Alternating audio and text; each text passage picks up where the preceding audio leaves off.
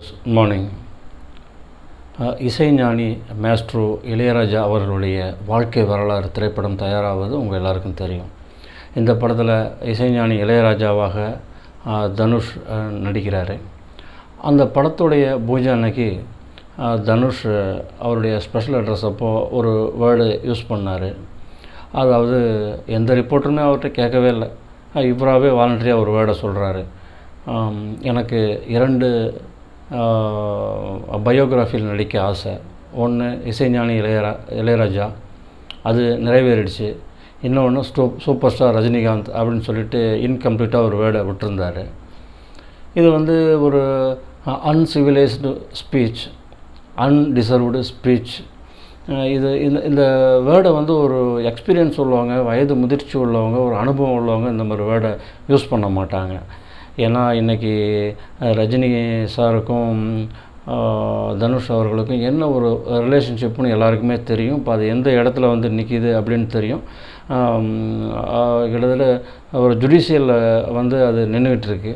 இந்த ஒரு சூழலில் இப்படி ஒரு வார்த்தையை அவர் உபயோகித்தது, அவர் எந்த அளவுக்கு ஒரு முதிர்ச்சியின்மையில் இருக்கிறாரு, அவர் எந்த அளவுக்கு ஒரு இன்எக்ஸ்பீரியன்ஸ் பர்சன்றது நமக்கு தெளிவாக காட்டுது. அவருடைய குவாலிஃபிகேஷனே அவருக்கு என்ன அப்படின்னு தெரியல. ரஜினி சாரையும் தனுஷையும் கம்பேர் பண்ணுறப்போ தனுஷ் ஒரு காமன் மேன் தான், ஒரு ஆர்டிஸ்ட்னு கூட நம்ம சொல்ல முடியாது.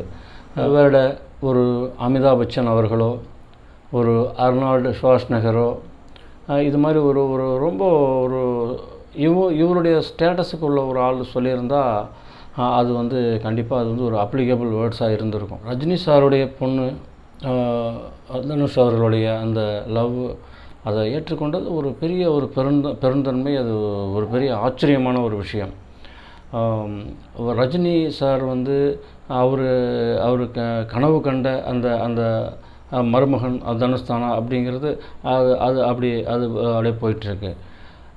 இவர் சொல்லி பார்த்துருப்பார், மகளுக்காக சம்மதிச்சிருப்பார். ஏன்னா இவர் ரஜினி சார் ஏசியாவிலே நம்பர் ஒன் ஸ்டார். கிட்டத்தட்ட அமிதாப் பச்சனோட இவர் தான் பெரிய ஆள் அப்படின்னு சொல்லி டேட்டா நமக்கு சொல்லுது. ரஜினி சார் பயோகிராஃபியில் நடிக்கிறத விட ரஜினி சாருடைய பொண்ணை மேரேஜ் பண்ணுறது தான் ரொம்ப பெரிய விஷயமே. ஒரு எச்சரிக்கை தான் இந்த ஒரு வீடியோ. இது ஒரு ஆன் பிஹாஃப் ஆஃப் ஃபேன் நான் இதை இந்த கருத்தை நான் முன்வைக்கிறேன். டைவர்ஸ் அப்ளை பண்ணிவிட்டு ரஜினி பயோகிராஃபி நடிக்கிறேன் அப்படின்னு சொல்கிறது அநாகரிக பேச்சின் உச்சம். வலியையும் ரணத்தையும் கூரிய ஆயுதத்தால் கீறி பார்க்கும் ஒரு உன்னத முயற்சி. அப்படிப்பட்ட ஒரு பேச்சு. டைவர்ஸ் என்பது கணவன் மனைவிக்கு இடையில் ஒரு மியூச்சுவல் அண்டர்ஸ்டாண்டிங் இல்லை அப்படின்னா இந்திய அரசியல் சட்டமே ஒரு பெரிய ஃப்ரீடம் கொடுக்குது. நீங்கள் பிரிஞ்சு வாழலாம் அப்படின்னு அரசியல் சட்ட உரிமை. அதில் போய் அது விஷயமாக நான் பேசலை, நாங்கள் எதுவும் பேசலை. அது விஷயமாக நீங்கள் ஒரு டிவோர்ஸ் அப்ளை பண்ணிவிட்டு இப்படி அவங்க ஃபேமிலியிலேருந்து நீங்கள் ஒரு பயோகிராஃபி பண்ணுறேன் அப்படின்னு சொல்கிறீங்களே, இதை பற்றி தான் நாங்கள் பேசுகிறோம்.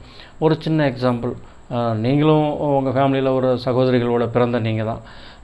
இப்படிலாம் நம்ம பேசக்கூடாது. ஒரு ஃபேமிலியில் இப்படி ஒரு வார்த்தையை சொல்லக்கூடாது. என்றாலும் இப்படி ஒரு சூழல் உங்கள் ஃபேமிலியில் ஒரு நிகழ்ந்து அந்த மாதிரி அந்த பர்சன், உங்கள் வீட்டில் பொண்ணு கட்டின ஒரு பர்சன் நான் தனுஷ் பயோகிராஃபியில் நடிக்கிறேன்னு விரும்புகிறேன் அப்படின்னு சொன்னால் உங்களுக்கு என்ன ஒரு ஃபீலிங் வரும் நீங்கள் நினச்சி பாருங்கள். அந்த ஒரு தவறை தான் நீங்கள் செய்து கொண்டிருக்கிறீர்கள். பர்சனல் லைஃப், ப்ரொஃபஷ்னல் லைஃப் ரெண்டுமே வேறு அப்படின்றத நாங்கள் நல்லா ரியலைஸ் பண்ணுறோம், நாங்கள் அண்டர்ஸ்டாண்ட் பண்ணிக்கிறோம். பட் இந்த விஷயத்தில் ரெண்டுமே ஒன்று தான். இதில் போயிட்டு இதை ப்ரொஃபஷ்னல்னு நான் சொல்லக்கூடிய அளவுக்கு இது ஒரு நாகரிகமான ஒரு ஸ்பீச் கிடையாது. இது ஃபேன்ஸ்லாம், ரஜினி சார் ஃபேன்ஸ்லாம் ரொம்ப டிக்னிட்டியாக உள்ளவங்க. ரஜினி சார்லாம் ரொம்ப டிக்னிட்டியாக ஃபாலோ பண்ணவர். இப்போது அப்படியே இந்த பயோகிராஃபிக்கில் நீங்கள் நடித்தா கூட உடனே எல்லோரும் போயிட்டு உடனே டிக்கெட் வாங்கிட்டு போய் பார்த்துட மாட்டாங்க. நானே போக மாட்டேன், இந்த டிக்கெட் வாங்க நான் போக மாட்டேன். ஏன்னா ரசிகர்களுக்குன்னு ஒரு டிக்னிட்டி இருக்குது, அவர்களுக்குன்னு ஒரு பாலிசி இருக்குது. நீங்களே கொஞ்சம் யோசிச்சு பாருங்கள், இந்த ஃபிலிமில் நீங்கள் நடிக்கணும் அப்படின்னு சொல்லிட்டீங்க, இது எப்படி நீங்கள் போய் அனுமதி எப்படி கேட்பீங்க?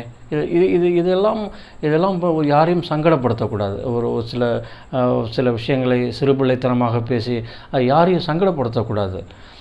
ஒரு விமர்சகராக, ஒரு இந்திய பிரஜையா இதையெல்லாம் வேடிக்கை பார்த்து கொண்டு ஒரு விமர்சகன் ஒரு இந்திய பிரஜையெல்லாம் சும்மா இருக்கணும் வேண்டும் அவன்று அவசியம் இல்லை. ஏன்னா இதற்கெல்லாம் விமர்சனம் செய்யத்தான் செய்வார்கள். இதை தனுஷ் அவர்கள் இன்னொரு முறை சொல்லக்கூடாது. இதுக்கு தான் இவ்வளவு இந்த விஷயத்தை ஒரு எம்பசிஸ் பண்ணி நாங்கள் வலியுறுத்துவது. அட் த சேம் டைம் எந்த ரிப்போர்ட்டர்ஸும் அடுத்து வர ஃபங்க்ஷன்லேயோ இல்லை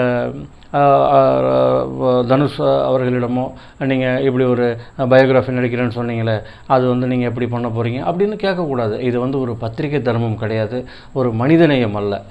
யாரையும் புண்படுத்தக்கூடாது. ரஜினி ஒரு மாமனிதர், அவர் இமயம் அல்ல, ஒரு எவரெஸ்ட். அதை களங்கப்படுத்தக்கூடாது. தொட முடியாது, மோத முடியாது, ஜெயிக்க முடியாது. Only one Rajini in universe. கலைஞர் ரஜினி சாருடைய நண்பர் அப்படின்றதுனால முதல்வன் திரைப்படத்தை அவர் நடிக்கவே இல்லை.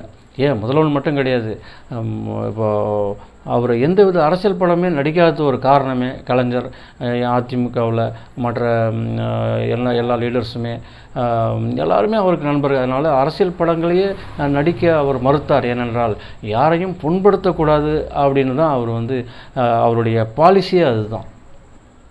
மாண்புமிகு தலைவர் கலைஞர் மற்றும் மாண்புமிகு தலைவர் ஜெயலலிதா அவர்கள் மறைவுக்கு பிறகுதான் அவர் அரசியலுக்கு வரலாம் என்று தீர்மானித்து கொண்டிருந்தார். அந்த தருணத்தில் எதேச்சையாக கமல் அரசியல் வருகையை அறிவித்து விட்டார். ஆனால் கமல் எந்த ஒரு அறிவிப்பும் எந்த ஒரு ஆலோசனையும் ரஜினியிடம் கேட்காம கண்டிப்பாக அவர் செய்ய மாட்டார். கமல் அரசியலுக்கு வருவதே டெஃபினட்டாக ரஜினிகிட்ட ஆலோசனை பண்ணி தான் வந்திருப்பார். நாங்கள் என்ன நினைக்கிறோன்னா, கமல் வந்ததுனால ஒருவேளை ரஜினி சார் கமல் ஒரு நண்பர், எப்படி கலைஞர் அவர்கள் இருக்கும்பொழுது அரசியல் பேச்சுக்களையும் அரசியல் படங்களையும் அவர் தவிர்த்தாரோ, அதே போன்று கமல் நண்பர், கமல் அரசியலுக்கு வந்து விட்டதால் சுத்தமாக இனிமேல் அரசியல் வருகையே வேண்டாம் என்று ஒரு முடிவெடுத்து விட்டார் என்று நாம் நினைத்து பார்க்க வேண்டியிருக்கிறது. சில அரசியல் செய்கிற தலைவர்கள் தான் ரஜினியை பிரித்து பேசுவாங்க, ரஜினி சாரை பிரித்து பேசுவாங்க. ஆனால் ரஜினி சார் பிரிவினை பார்க்காத இந்திய தமிழ் மண்ணின் மைந்தர். சில வருடங்களுக்கு முன்பதாக நான் தான் தனுஷுடைய தந்தை அப்படின்னு சொல்லிட்டு கூட ஒரு பெரிய ஒரு கேஸ் போட்டார். அது கூட இப்போது அது வெர்டிக்ட் ஆகிடுச்சு. அதை போய்ட்டு நம்ம அதை நம்ம பேசக்கூடாது, அது ஒரு தீர்ப்பாயிருச்சு. இப்படி ஒரு ப்ராப்ளத்தில் கூட இடையில் ஒரு இஷ்யூ ஆணுச்சு. 2002 செல்வராகவன் அவர்களுடைய இயக்கத்தில் துள்ளுவது இளமை வெளியானது. அதுக்கு பிறகு பார்த்திங்கன்னா 7G ரெயின்போ காலனின்னு ஒரு படம் ஹிட் ஆனிச்சு, அவ்வளோதான். அதுக்கு பிறகு ஒன்றும் நார்மலாக தான், ஃபிலிம்ஸ்லாம் ரொம்ப போகல. அதுக்கு பிறகு 2007 பொல்லாதவன், வெற்றிமாறன் தான் ஒரு தனுஷை இன்றைக்கு ஒரு காப்பாற்றினார்னே சொல்லலாம். வெற்றிமாறன் இல்லாட்டினா தனுஷ் கிடையாது. செல்வராகவன், வெற்றிமாறன் இவர்களுடைய வெற்றி தான் தனுஷ் இன்றைக்கு ஒரு நடிகராக வலம் வந்து கொண்டிருக்கிறார். ஏன் நம்ம வெற்றிமாறன் பரோட்டா சூரியையே இன்றைக்கி ஒரு பெரிய உச்ச நடிகராக இன்றைக்கி மாற்றி காட்டியிருக்கிறார். இன்னும் சொல்லப்போனால் தனுஷுடைய பாடி லாங்குவேஜ் ரஜினிக்கு சூட்டே ஆகாது, சுத்தமாக சூட் ஆகாது. இன்னும் சொல்லப்போனால் அவருடைய சின்ன வயசு கேரக்டர் கூட தனுஷ் பண்ண முடியாது. ரஜினிகாந்த் சாருடைய சின்ன வயசு கேரக்டர் கூட ஒரு சூட் ஆகாது. பாடி லாங்குவேஜ் தனுஷுக்கு சுத்தமாக சூட் ஆகாது. ரஜினி சாருடைய பயோகிராஃபியை ரஜினியே நடிக்கிறது மட்டும்தான் பர்ஃபெக்டாக இருக்கும். அது கண்டிப்பாக மிகவும் சிறப்பாக இருக்கும். அது நம்மளை போன்ற ரசிகர்களுக்கு மிகப்பெரிய விருந்தாக அமையும். இது பெரிய ஒரு வரலாறாகவும் இது அமைந்துவிடும். ஏன்னா ஒரு மனிதனுடைய பயோகிராஃபியை அந்த மனிதனை நடிப்பது என்பது ஒரு உலக வரலாறாக மாறிவிடும். அது ஒரு ரெக்கார்ட் பிரேக். அதையும் ரஜினி சார் செஞ்சால் நல்லாயிருக்கும். ஒருவேளை ரஜினி சார் இதை நடிக்க முடியல அப்படின்ற சூழ்நிலையில் அதே பர்ஃபெக்டாக அஜித் சாருக்கு மேட்ச் ஆகும். ரஜினி பயோகிராஃபியை அஜித் சாருக்கு ரொம்ப பர்ஃபெக்டாக மேட்ச் ஆகும். எந்தவித வேரியேஷனும் பார்க்க முடியாது. ஒருவேளை அஜித் அதில் நடிக்க முடியாதுன்னா இன்றைக்கி தமிழ் சினிமாவில் இருக்கிற ஒரே ஒரு ஆள் விஜய் சேதுபதி. விஜய் சேதுபதி ஒன்றும் குறை சொல்ல முடியாது. விஜய் சேதுபதி இப்போ இருக்கிற லுக்கு, ரஜினி சார் இப்போ இருக்கிற லுக்கு, இப்போ இந்த ஏஜ் லுக்கு விஜய் சேதுபதி மிக அருமையாக பொருத்தமாகும். அவர் வில்லனாக நடித்த காலகட்டங்களில் விஜய் சேதுபதியும் வில்லனாக நடிக்கிறாரு, அதுவும் சூட் ஆகும். இந்த பிகினிங்கில் நடித்த இந்த வகிடு எடுத்து சிவம் அந்த புது கவிதை படத்தெல்லாம் வர அது மாதிரி சிவனா கூட விஜய் சேதுபதிக்கு சூட் ஆகும். ஸோ இவர்கள் எல்லாம் தான் ரஜினி பயோகிராஃபிக்கு சூட் ஆவர்கள் ஒழிய கண்டிப்பாக தனுஷ் சூட் ஆக மாட்டார். நடிக்க விரும்புவது முக்கியமில்லை, அதுக்கு நாம் பொருத்தமாக இருக்கிறோமா என்று கொஞ்சம் நாம் யோசித்து பார்க்க வேண்டும். பைபிள் என்ன சொல்லுது அப்படின்னா, நீ எந்த அளவையால் அளக்கிறாயோ அதே அளவையால் உனக்கு திருப்பி அளக்கப்படும் அப்படின்னு சொல்லுது பைபிள். மற்ற உலகில் உள்ள அத்தனை மதங்களும் அன்பைத்தான் போதிக்கின்றது. மன்னித்து மறந்து வாழ வேண்டும் என்று அனைத்து மதங்களும் வற்புறுத்துகிறது. நாங்கள் என்ன சொல்கிறோன்னா, நீங்கள் எல்லாவற்றையும் மறந்துவிட்டு நீங்கள் மீண்டும் மறந்து மன்னித்து மீண்டும் வாழ முயற்சி செய்வதற்கு ஒரு முயற்சி பண்ணுங்கள். அது எல்லோரையும் சந்தோஷப்படுத்தும். அந்த சந்தோஷத்திற்கு அளவே கிடையாது. அந்த முடிவுக்கு பாராட்டுவதற்கு கூட வார்த்தை கிடையாது. அதற்கு பிறகு நீங்கள் ரஜினி சார் படத்தில் பயோகிராஃபர் நீங்கள் நடிக்கணும் அப்படின்னு சொல்லி நீங்கள் சொன்னால் கூட எல்லோரும் சந்தோஷப்படுவாங்கள ஒழிய யாரும் வருத்தப்பட மாட்டாங்க. இது மாதிரி ஒரு கான்ட்ரவர்சியான ரிவ்யூலாம் யாரும் போட மாட்டாங்க.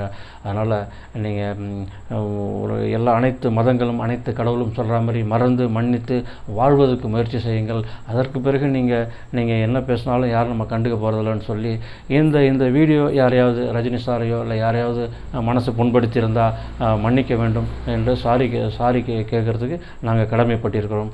Thank you viewers.